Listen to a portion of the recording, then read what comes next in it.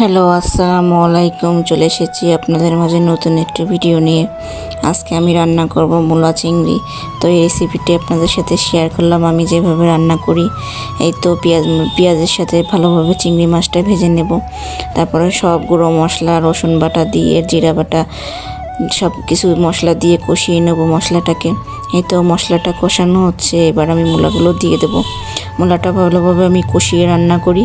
এই তো কষানোর জন্য একটু পানি দিয়ে দিলাম, মূলাটা কষতে থাকুক। এই তো আমার মূলাটা ভালোভাবে কষে গিয়েছে, দেখতে পাচ্ছেন কত সুন্দর কালার এসেছে।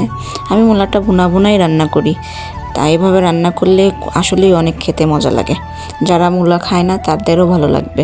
এই তো একটু কাঁচামরিচ দিয়ে দিলাম, একটু ঝোলের পানি দিয়ে দিলাম। মূলাটা সিদ্ধ হতে থাকুক।